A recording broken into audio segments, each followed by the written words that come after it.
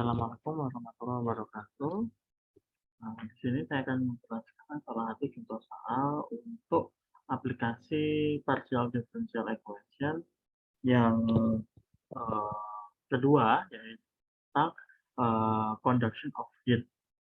Kita akan ambil contoh dari buku yang sama, yaitu Shi-Wei Chow Differential Equations for Engineering, chapter 11, dan ini kita akan ambil salah satu contoh soal di sini nomor 19.9. Jadi di sini soalnya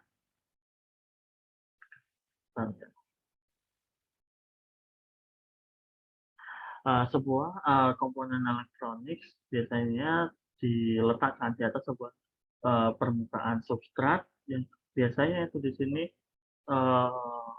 apa namanya bisa menyebabkan suhunya itu tinggi, yang kemudian akan mempengaruhi bagaimana komponen elektronik itu beroperasi dan juga reliability-nya, apakah bekerja dengan baik atau tidak. Gitu. Nah, untuk kemudian meyakinkan bahwa kemudian panas yang dihasilkan tadi itu harus dihilangkan. Nah, dan dihilangkannya itu menggunakan sebuah coolant atau pendingin seperti ini. Jadi yang komponen elektroniknya itu ditaruh di bagian yang hitam-hitam ini, di bagian atasnya. Kemudian di bagian bawahnya itu dilewati pendingin untuk kemudian bisa menyebarkan apa ya, atau menurunkan suhu yang dihasilkan oleh si komponen elektronik ini. Jadi biar tidak terlalu panas dan mengganggu bagaimana komponen elektronik ini bekerja. Jadi bentuknya itu seperti sisir seperti ini, dan nanti kita akan ambil salah satu saja contohnya begitu. Seperti waktu yang penjelasan di awal tentang conduction of heat, nah, itu sama, kita akan bentuknya seperti sisir seperti ini untuk kemudian memperluas permukaan dari area yang akan didinginkan atau agar nanti proses pertukaran panasnya itu jadi lebih efisien begitu sehingga dibentuk sisir. Nah, kita akan mencoba menghitung begitu bagaimana persebarannya atau mencari persamaan untuk persebaran suhunya itu bagaimana. Nah, di sini secara ini ya penggambaran penyederhanaannya kita lihat satu fin atau sisir ini ya, fin di sini atau sirip. Nah, itu seperti berikut. Keterangannya ada di halaman selanjutnya ya. Jadi di sini tuh untuk sisirnya di bagian bawah ini terinsulasi atau di sini kita anggap nanti tidak ada transfer yang terjadi, transfer panas yang terjadi. Kemudian lebarnya itu A, tingginya itu B. Ini lebar dari finnya sama tinggi finnya itu adalah B. Kemudian punya koefisien transfernya itu H dan di sini ada suhu finalnya yang dilewati di sini. Kemudian yang di atas nih T0, T awal. Nah, ini ya penjelasannya. Informasinya sudah saya jelaskan sebelumnya. Nah, ini kita anggap walaupun tadi bentuknya 3 dimensi gitu ya. Nah, kita anggap dia itu panjangnya itu infinity dan kita ambil cuma area kita lihat dari depan gitu ya. Diambil yang 2 dimensinya saja. Dan kita anggap di sini semua fin itu fin dan coulomb-nya itu identik. Jadi satu fin saja itu sudah bisa mewakili secara keseluruhan. Kemudian tadi itu sudah semua dan kita diminta untuk mencari distribusi panasnya pada keadaan steady state. Nah, jawabannya adalah sebagai berikut. Wah, cukup ini ya, dari sisi rumusnya cukup panjang. Nah, kita akan coba menggambarkan kira-kira bagaimana kemudian dari kasus yang ini tadi, kita bisa dapat persebaran suhunya sebagai berikut. Oke, pertama-tama seperti biasa kita harus menuliskan terlebih dahulu ilustrasi dan apa saja yang kita ketahui dari permasalahan tersebut. Jadi mulai kita tuju dulu ya. Conduction of heat. Jadi contohnya nomor 11.9. Oke, di sini kita gambarkan terlebih dahulu yang tadi dan ilustrasinya yang sudah disederhanakan diambil cuma satu fin saja. Yang bawah di sini terinsulasi ya, insulated. Kemudian ini lebarnya itu adalah A, yang di sini yang anggap aja lurus ya. Ini adalah B. Kalau yang ke sini itu kita anggap sebagai sumbu X, yang ke atas kita anggap sebagai sumbu Y. Di sini ada T0-nya, yang ini dari ini ya, permukaan yang dekat dengan komponen elektroniknya. Ini kan area coolant-nya. Nah, di sini HTF, yang di area sini juga HTF. Ini hati-hati, ini B, ini menunjukkan panjangnya tadi. Kita cek lagi. Nah, ini ya.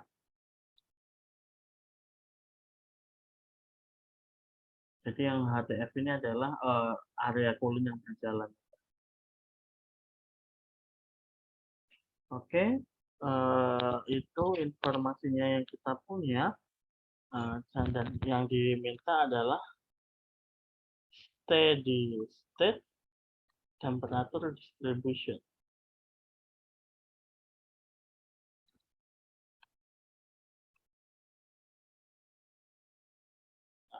Oke, nah kita harus seperti waktu saya jelaskan mengenai boundary orbit, kita cek boundary condition di 4 sisi ya.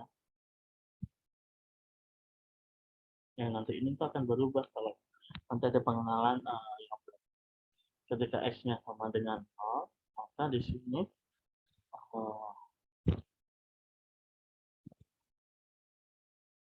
dot t dot sama dengan h t min t f. Kemudian ketika x sama dengan h min k sama yaitu bentuk x sama dengan h t min t f. Kemudian ketika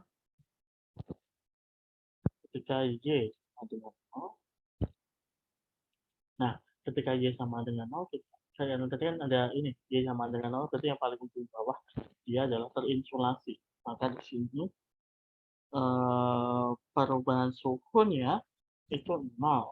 Jadi di sini dot T per dot Y itu sama dengan 0. Dan ketika Y sama dengan B, itu T-nya sama dengan Fx. Posisinya dia di mana? Nah, kita tadi ada tambahan keterangan bahwa di sini nilai H-nya itu mendekati infinity. Jadi nantinya di sini untuk Fx itu akan sama dengan T. Kita akan melakukan asumsi-asumsi.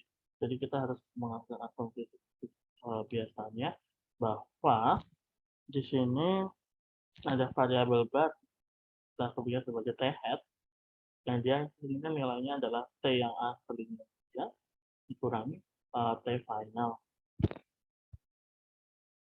Nah di sini maka kita akan punya beberapa boundary condition ini akan berubah langsung disesuaikan dengan keadaan ini, yaitu t ketika tadi kan x-nya 0, 0,y itu hasilnya adalah karena tadi hanya itu sangat tinggi, berarti itu sama dengan tf a, y juga tf, terus kemudian x, 0, x, 0 berarti ini jadi 0 ya. Dan satu lagi x, b itu akan hasilnya t0. Oke, nah ini jangan lupa karena kita punya ini ya variabel baru, maka di sini akan berubah jadi t hat 0,y, maka dia tf min tf sama dengan t hat untuk a, y juga tf min tf, maka hasilnya juga tx, 0 min tf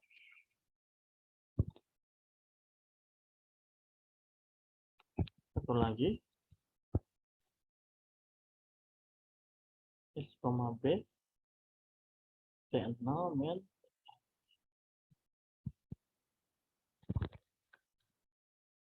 Nah, kalau sudah kita punya pertama steady state heat conduction, to steady state, ini berarti kan kondisi yang kedua, yaitu di sini dou kuadrat T hat per dou X kuadrat plus dou kuadrat T hat per dou Y kuadrat sama dengan 0. Ya, kita ini heat steady state heat conduction, dan kita anggap di sini untuk T hat-nya itu adalah ini perkalian dua variabel seperti biasa. Kita akan melakukan pemisahan variabel. Oke. Nah, setelah itu ini ya kita lakukan separation of variable.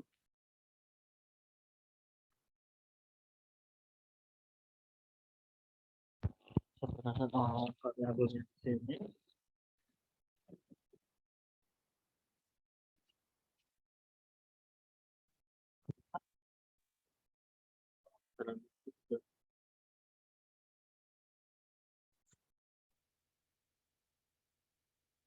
Kita masukkan ya dou kuadrat, ini kita masukkan X nya.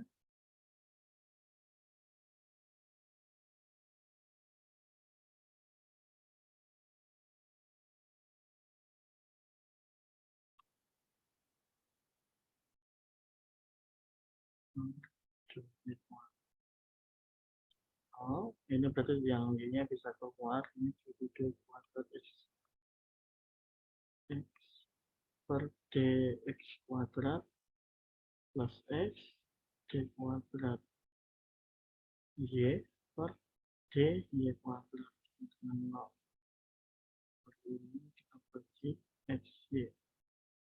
Ini menjadi per X d kuadrat X per dx kuadrat plus super Y d kuadrat Y per dy kuadrat. Nah,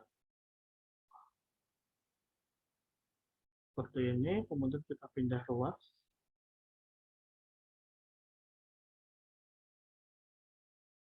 Min per Y d kuadrat Y per dy kuadrat. Karena sama, dia akan sama dengan suatu konstanta.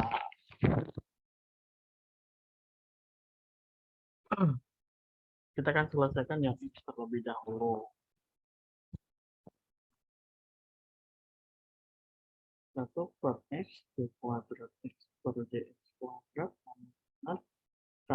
Maka di sini d kuadrat X per dx kuadrat min Kx, ini K ya, dan sama dengan 0.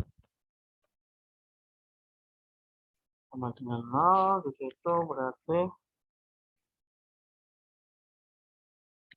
nah, kita pakai langsung biasa min omega. Di sini omega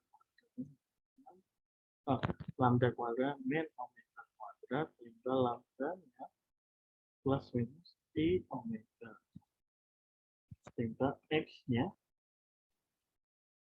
A plus omega X plus B sin omega X. Sekarang yang D-nya ada minusnya ya. Nanti menjadi D kuadrat plus karena ada min ya, plus KY. Nah, yang ini akan jadi D kuadrat. Harus hati-hati. Omega. Lambda. Omega. Nah, ini muncul bentuk yang ke-1. Kalau yang ini tuh bentuk yang ketiga. Maka di sini untuk Y-nya itu kita pakai yang hiperbolik C cos hiperbolik omega Y plus J sin hiperbolik omega Y. Baru setelah ini kita punya nih T hat-nya Y itu adalah X dikalikan Y.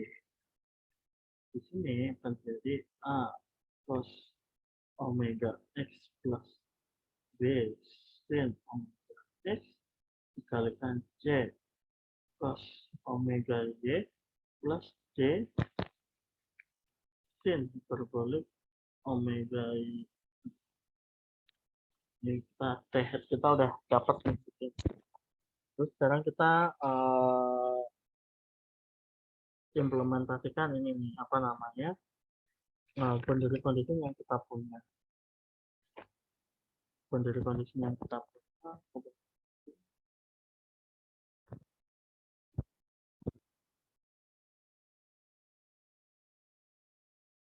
Kondisi-kondisi yang kita punya di sini.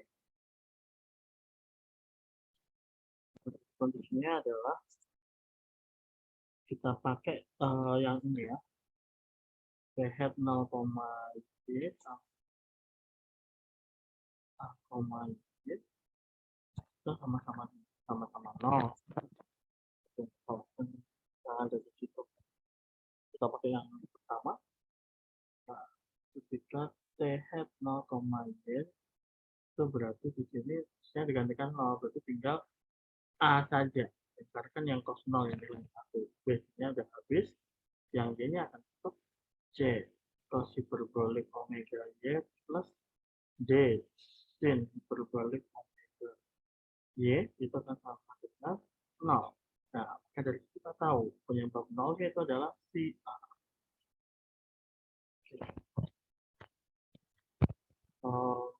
Kemudian, nah, ada tadi sempurna.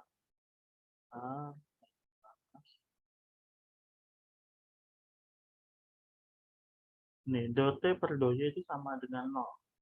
Karena yang terinsulasi tadi itu. Nah, di sini kita bisa pakai itu juga.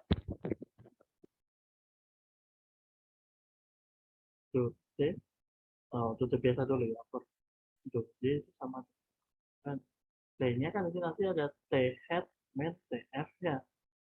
Per dot Y. Maka di sini kan yang belakang ini habis, ini tinggal dot T hat per dot Y. Ini sama dengan kita turunkan. Nah, di situ yang T, maka hasilnya adalah T-nya diturunkan, A-nya udah 0, berarti di sini tinggal B sin omega X. Nah, ini tinggal yang belakang. C terus diturunkan akan jadi min sin C omega min sin omega sin hiperbolik ya, omega Y plus D Z. Oh ya, ini untuk hiperbolik itu formulanya nggak ada nilai minus. Omega plus omega ini akan sama dengan, nah, kita masukkan D-nya, sama dengan B sin omega X. Di sini tinggal D omega dengan kan kalau Y-nya ini ya, ini kan muncul ketika Y, berarti yang ini langsung habis, yang sin-nya habis, tinggal yang D pasti betul yang bisa ada nilainya. Dari ini yang bisa menyebabkan sama dengan 0 itu adalah BD-nya, karena kan sin-nya nggak, ini sama si omega, berarti tinggal B sama D-nya ini menyebabkan dia bernilai 0. Dari sini persamaan terakhir yang kita punya itu kan akan jadi TH ya Mas. X, Y. Tadi A-nya 0, tinggal B-nya aja. Sin omega X dikalikan C cos hiperbolik omega Y plus D sin hiperbolik omega Y. Nah, ini BD-nya 0, berarti tinggal BC. Sin omega X cos hiperbolik omega. Ini kita masih punya satu variabel di situ yang harus kita temukan. Oke, halo. Oke. Nah, setelah itu kita akan kita tulis ulang ya, itu BC sin omega X plus hiperbolik omega Y. Nah, di sini kita pakai kondisinya selanjutnya, yaitu yang A, Y sama dengan 0. Nah, di sini kita ganti BC, X-nya kita ganti A, omega A plus hiperbolik omega Y.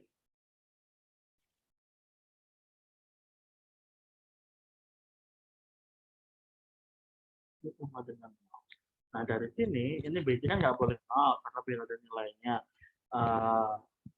Y-nya bisa berubah-ubah terus. Nah, berarti di sini tinggal yang sin omega A itu yang bisa 0. Nah, berarti di sini omega A kan dia bisa N dikalikan P.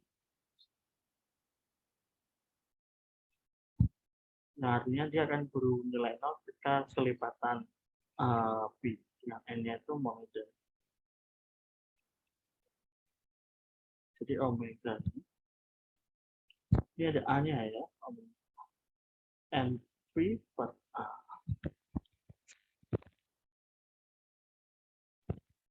Ini ada N-nya ya. Mudah. Kemudian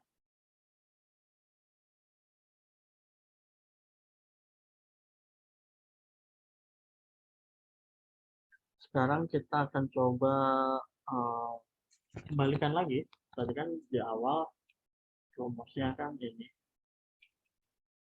TH itu TXY dikurangi TF. Ini jangan lupa. Dan kita akan coba yang kondisi yang terakhir, yaitu sebelum yang terakhir. Ya, waktu itu TH X, B itu kan sama dengan T0 min F. Di sini langsung rumusnya caranya dia pakai N ya. Implikasinya ini akan jadi TH-nya itu sigma N mulai dari 1 sampai hingga BC sin omega N X plus hiperbolik omega N Y. Dan ini juga akhirnya sudah betul tidak ruang kiri ya. Yang kanan akan jadi sigma N mulai dari 1 sampai hingga BC sin NP per A X plus hiperbolik NP per A Y. Tapi Y-nya di sini harus kita ganti dengan B. Seperti di sini, ini langsung kita ganti dengan B.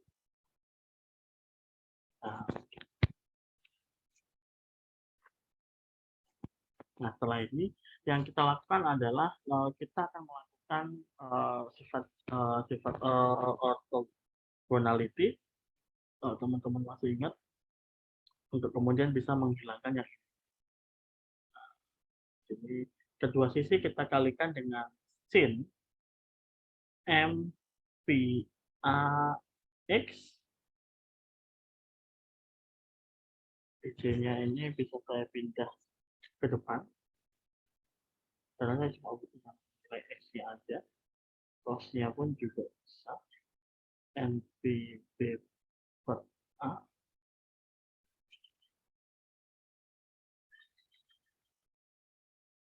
kemudian nah, itu sigmanya bisa ngikutin ya. N mulai dari 1 sampai 3. Nah, di sini uh, kita tulis dulu bisa NP X per A ini kan dikalikan secara M P X per A. Nah, kemudian kita integral. Ini diintegral dari 0 sampai A terhadap X yang ini pertama. Kita integral 0 sampai A dari terhadap X. Oke, kita selesaikan. Yang di sini berarti T0 min TF. Nah, kalau sin kita integral jadi min cos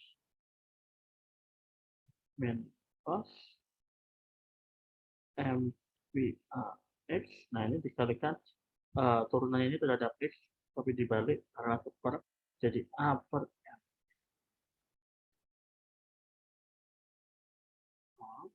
Batasnya 0. Nah, yang di sini ini akan jadi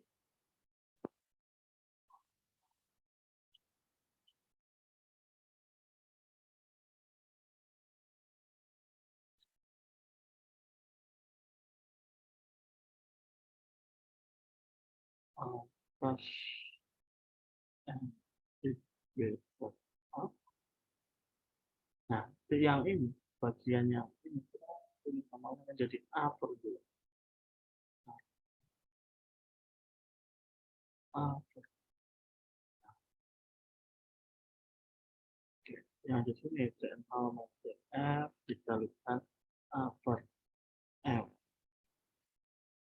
V terus ini dimasukkan akan jadi min cos A-nya dimasukkan coret jadi MV doang 0 min minus 0 plus 1. Ini akan jadi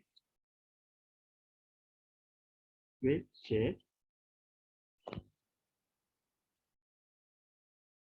ini kita hilangkan dulu ya biar lanjut. Cos hiperbolik NPV per A kalikan A per A-nya bisa kita coret ini. Hati-hati kalau ini kan ini di dalam cosnya nih sampai dulu. Sehingga BC besar ini itu adalah TO T0 min TF. Ini ada dua yang di bawah ini kan bukan per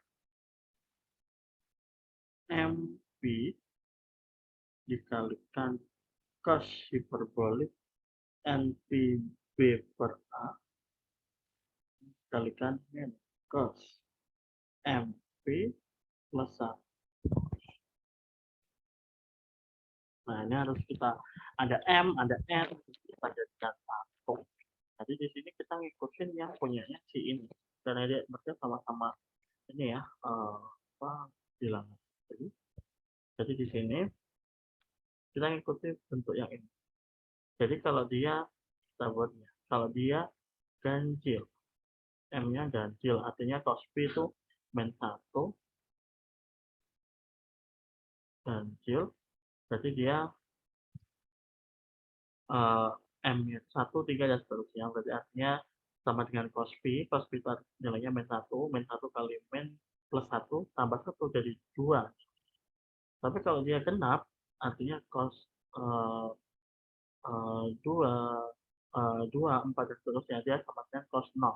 Cos 0 adalah 1, kalikan min 1 jadi min 1 plus 1 jadi 0. Jadi kalau genap dia bernilai 0. Di sini nanti harus kita ubah ya.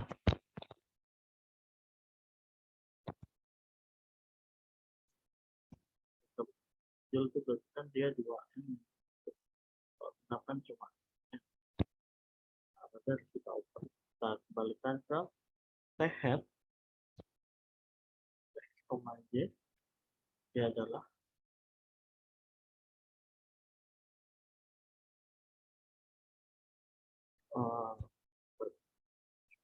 ini cuma satu aja ya. Ini berarti BC-nya berarti 2 kalikan T0 TF per MP cos hiperbolik NPB per A.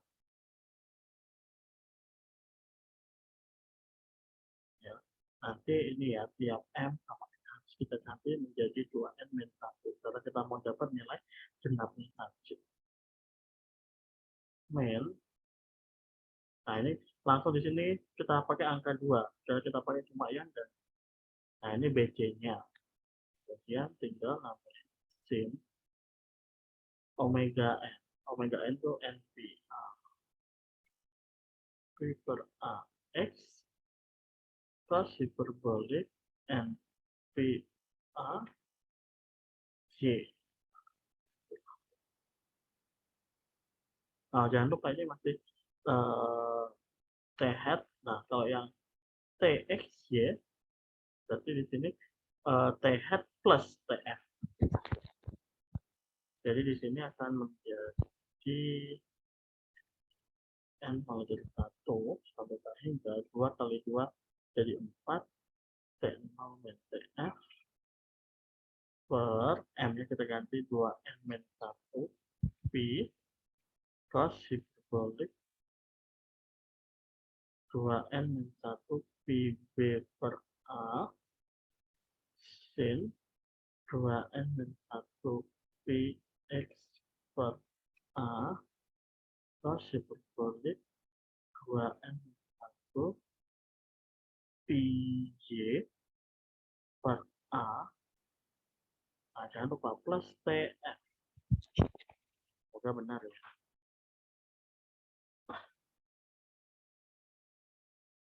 Nah, TF 4 T0 min TF per P ini bisa keluar dari sigma karena tidak mengandung N. Kemudian yang atas sin 2N-1 Px per A cos hiperbolik 2N-1 Py per 2N-1 dari M tadi ya, Mx cos hiperbolik 2N-1 Pb per A. Hasilnya, nah udah. Ini tinggal kalau mau dibuat sama persis, berarti kan kita tinggal menuliskan TF-nya terdepan plus yang bisa keluar dari sigma, berarti yang nggak sigma itu di angka 4 T0 NTF per P ya. Nah, sisanya ada N, jadi dalam sini berarti yang atas sin 2N 1 PX per A cos hiperbolik 2N 1 PY per A per 2N 1 cos hiperbolik 2N 1 PB per A. Panjang ya, mohon maaf tulisnya tidak bisa rapi. Ini adalah persebaran suhu untuk posisi X dan Y pada keadaan kondisi steady state. Oke, selesai. Nah, kemudian untuk tugasnya, ini termasuk tugas untuk yang flexible motion of beam ya. Tolong dikerjakan 11.8 dan 11.10.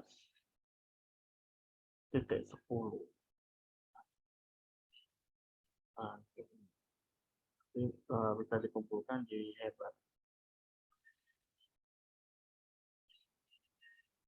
Sekian untuk video kali ini. Terima kasih.